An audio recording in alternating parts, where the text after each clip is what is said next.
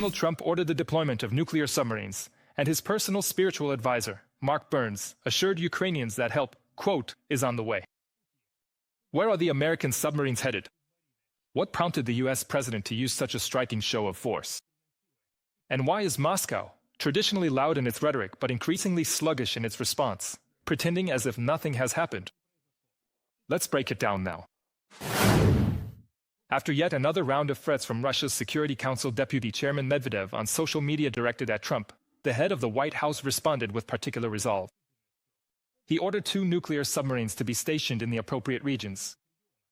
It seems that these 2 submarines were enough to quickly make the Kremlin aware of the limits of what is acceptable. Usually, Moscow responds to such threats to national security with a show of symmetry, military exercises, missile rhetoric, or troop deployments. But this time, silence. The most the Kremlin managed to squeeze out a few days after the events was a statement from Peskov saying that the authorities treat such statements from Donald Trump with caution. Russia has long been accustomed to using nuclear blackmail as an argument in any foreign policy discussion. But now the situation is reversed, and according to analysts, Putin has become the main target of the American maneuver. The pressure is directed personally at him, as the one who still hasn't shown the slightest willingness to make concessions regarding Russia's war against Ukraine. President Trump is playing a game that Russians know all too well. The Kremlin has been tossing around nuclear threats ever since Russia launched its full-scale invasion of Ukraine in 2022. And no one does it as loudly as Dmitry Medvedev, Putin's clownish aide and the main social media warrior. By doing so, Trump has essentially exposed Russia's bluff and may feel vindicated by the Kremlin's silence. From a publication by the Telegraph.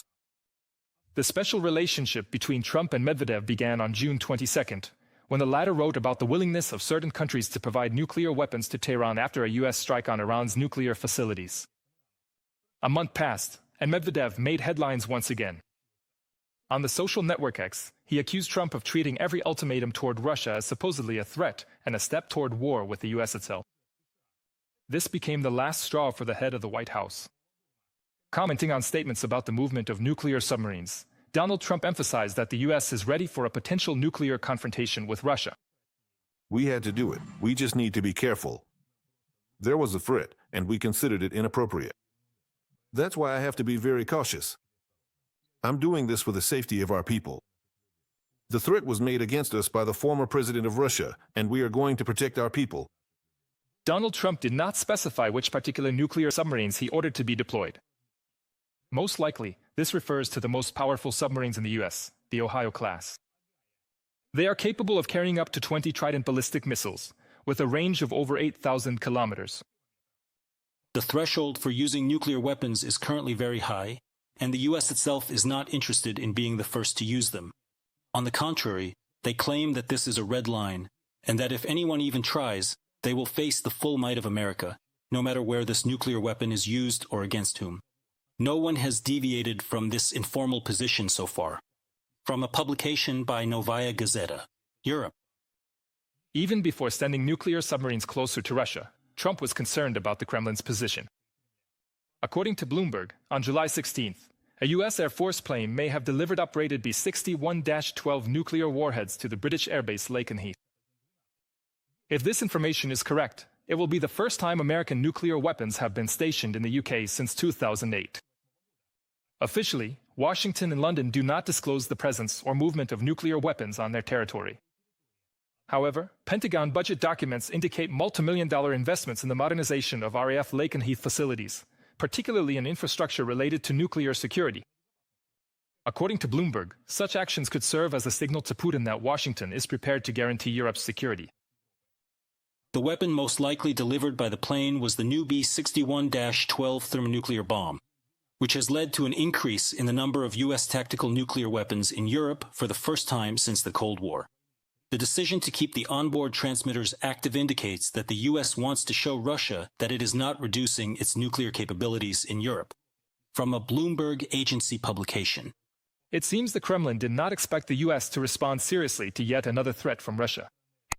As analysts from the Institute for the Study of War note, demonstrative nuclear saber-rattling has long become a familiar tool of Russian foreign policy. The scenario repeats itself over and over: staged meetings with Lukashenko, veiled hints, loud statements from secondary but pro-government figures.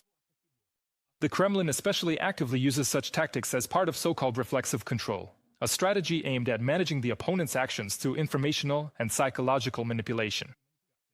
Medvedev was also part of this strategy. Putin regularly uses the former president to ramp up radical rhetoric, which is meant to spark panic and fear among Western political leaders and to restrain support for Ukraine.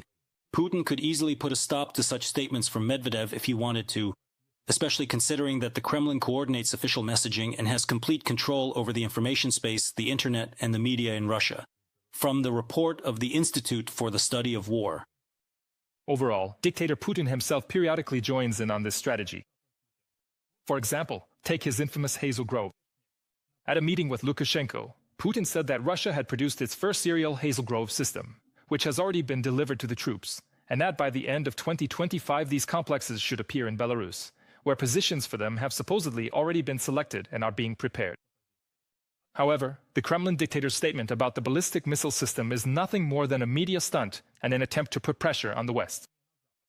After all, without a nuclear payload, this weapon has the effect of ordinary artillery shells, so its significance is greatly exaggerated.